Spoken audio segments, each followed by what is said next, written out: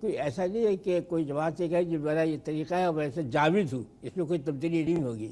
جماعت اسلامی نے تبدیلیاں کی ہے، اس میں ہم نے اتحاد بھی کیا ہے، اتحاد نہیں بھی کیا ہے، پارلیمنٹ پہ گئے نہیں بھی گئے، انتخابات میں حصہ لیا ہے نہیں بھی لیا ہے، لیکن سیاست کے اندر رہنا چاہیے۔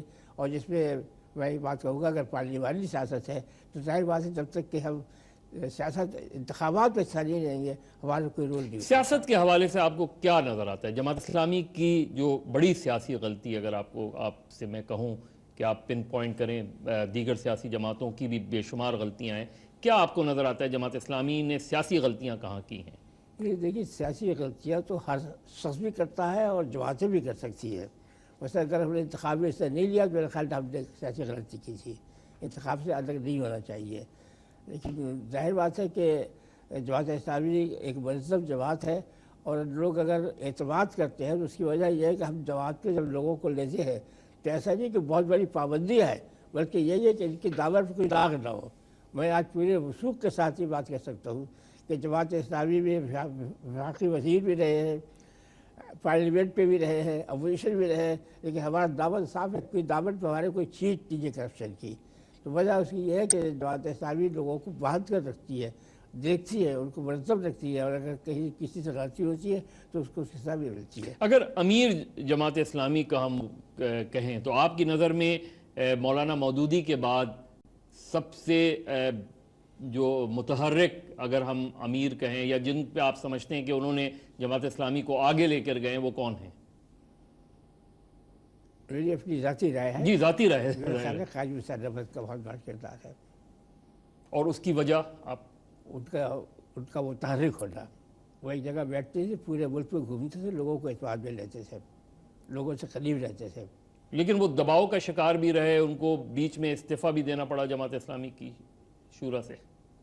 وہ جو ایک جماعتی معاملات ہوتے غلط چیزیں، بالکل کیوں استعفیٰ دیا، کیا ہوا، وہ تو اللہ۔ لیکن اسلامک جو ان پہ جو تنقید ودن جماعت اسلامی نظر آتی ہے، وہ پاکستان اسلامک فرنٹ جو انہوں نے بنایا، پاسبان کچھ اس طریقے سے، وہ واحد انہوں نے نہیں بنایا ہے، وہ بھی اتفاق رائے کا فیصلہ تھا، پاسبان ہو یا دوسری بات ہے، اب تو اس سے باہمی مشاورت کے بعد فیصلے ہوتے تھے، یعنی ایسا نہیں قاضی صاحب نے اپنی ذاتی رائے سے چیزیں کر دی ہو۔ لیکن آپ اس موقف کے حامی ہیں کہ امیر کا جو عہدہ ہے وہ اس کی کوئی میعاد مقرر نہیں ہونی چاہیے؟ میں تو اس کا حامی کو ہونا چاہیے، ہونی چاہیے، میں تو اس کا حامی ہوں۔ لیکن وہ ابھی تک جماعت میں طے نہیں ہے؟ نہیں ہے ہے جماعت میں کوئی عہدہ بھی ایسا نہیں جو مستقل ہو۔ نہیں، لیکن اس کے لیے ان کے لیے یہ پابندی نہیں ہے کہ اگر 2 مرتبہ وہ امیر بن جائیں تو تیسری مرتبہ نہیں بن سکتے، جو باقی عہدوں کے لیے ہے جماعت میں؟ وہ اس میں جو ہے اس میں یہ ہے کہ ایک مرتبہ گیپ ہو جائے، بعد میں دوبارہ پھر آ سکتے ہیں، یعنی وجہ اس کی یہ ایسا نہ ہو کہ ایک ہی آدمی بار بار آتا ہے، دوسرے نئے لوگوں کو بھی موقع ملنا چاہیے۔ لیکن قاضی صاحب تو میرا خیال ہے خاصے لمبے عرصے تک رہے، لمبے سے دہی ہے نا، بیچ میں ان کو استعفیٰ دینا پڑا تھا، استعفیٰ۔ استعفیٰ۔ لیکن ان سے یہ چلیں، اس سے ہٹ کے اگر ہم بات کریں، آپ سمجھتے ہیں جو جماعت اسلامی پہ ایک چارج ہے کہ اگر جماعت اسلامی جنرل ضیاء الحق کی حمایت نہیں کرتی 77 میں، اور صاحب یہ جماعت اسلامی نے حمایت نہیں کی، پی این اے کیا نہیں کہے نا، 9 جماعتیں تھیں، ان کا فیصلہ تھا، تو یہ بات تو بڑی میں سمجھتا ہوں بہت زیادتی کی بات ہے کہ 9 جماعتیں فیصلہ کریں، اس میں آپ صرف جماعت اسلامی کہہ کہ تم نے یہ فیصلہ کیا ہے، اور وہ فیصلہ بھی 9 جماعتوں نے سوچ سمجھ کے کیا تھا، بعض حالات میں کیا تھا، ایسے حالات میں سب نے مل کر فیصلہ کیا، میں سمجھتا ہوں درست فیصلہ تھا وہ، آج بھی میں کہتا ہوں درست فیصلہ تھا وہ۔ آپ کو لگتا ہے کہ جماعت اسلامی یا پی این اے کی مختلف جماعتیں جب ذوالفقار علی بھٹو کی پھانسی کا وقت آیا تھا، وہ اس وقت جماعت اسلامی کی رضامندی شامل تھی اس میں؟ انہوں نے پوچھا تھا لوگوں سے، اور میرا خیال ہے کہ اکثریت اسے رضامندی ظاہر نہیں کی تھی، اس سے اتفاق نہیں کیا تھا۔ جنرل ضیاء نے پوچھا تھا؟ جنرل ضیاء نے پوچھا تھا، سب سے پوچھا تھا۔ جماعت اسلامی کا اپنا موقف اس پہ کیا تھا؟ ہم نے اس کے خلاف ہے پھانسی کے، بالکل، اس پہ پھانسی کیا چارج ان کے اوپر تھا، یعنی چارج یہ تھا کہ ایف ایس ایف کے لوگوں سے انہوں نے بنوایا ہے لوگوں کو، تو خود تو نہیں مارا ہے، ایف ایس ایف کو انہوں نے کہا ہے، یہ کہا جاتا ہے کہ ایف ایس ایف یہ کہا کہ قچوری کو مار دو، اور بجائے اس کے ان کے والد کا انتقال ہو گیا. تو یہ کہ چارج ان کے اوپر تھا، لیکن اس چارج میں بھی میرا خیال ہے پھانسی نہیں ہوتی ہے. اس میں یہ کہیں کہ فلاں آدمی کو مار دو، اس پر پھانسی نہیں ہے، عمر قید ہو سکتی ہے. بھٹو کی پھانسی سے غفور صاحب کتنا سیاسی نقصان ہوا ہے پاکستان کو؟